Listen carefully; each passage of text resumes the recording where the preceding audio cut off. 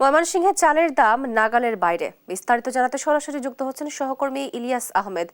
ইলিয়াস, দাম নিয়ন্ত্রণে প্রশাসনের কোনো তদারকি দেখছেন কিনা জানাবেন।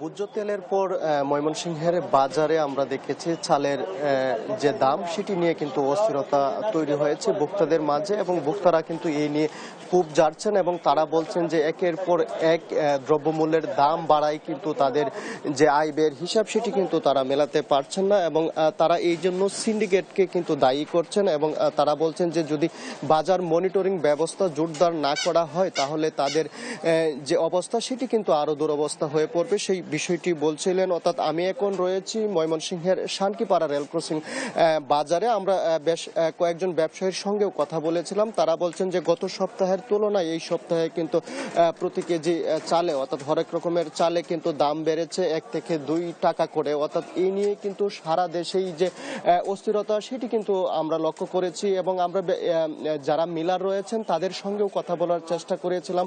অর্থাৎ তারা বলছেন যে তারা কিন্তু বাড়তি দামে কিন্তু তারা ধান কিনছেন, যার কারণে কিন্তু তারা কিছুটা বাড়তি দামে কিন্তু চাল বিক্রি করতে বাধ্য হচ্ছেন। এবং ব্যবসায়ীরা বলছেন যে স্থানীয় ব্যবসায়ী যারা আছেন তারা বলছেন যে তারা কিছুটা বাড়তি দামে চাল কিনে কিন্তু তারা বাড়তি দামে বিক্রি করছেন।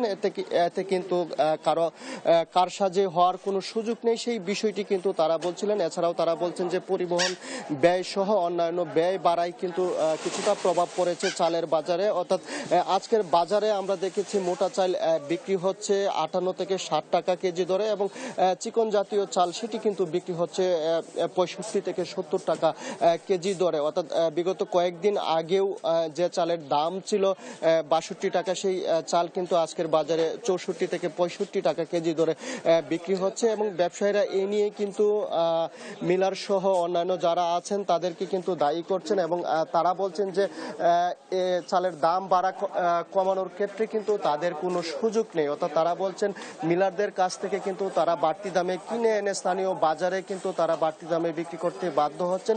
এবং এই নিয়ে যারা ভোক্তা আছেন তারা ক্ষোভ জানিয়েছেন, এবং তারা বলছেন যে যদি বাজার মনিটরিং ব্যবস্থা জোরদার না করা হয় তাহলে এই যে বাজারে একের পর এক অস্থিরতা সেটি কিন্তু কোনোভাবেই কমবে না। এই ছিল আমার কাছে ময়মনসিংহের চালের বাজার থেকে সর্বশেষ। ইলিয়াস, আপনাকে ধন্যবাদ। ময়মনসিংহ থেকে চালের দাম বিষয় জানাচ্ছিলেন সর্বশেষ আমাদের সহকর্মী হাসান মাহমুদ।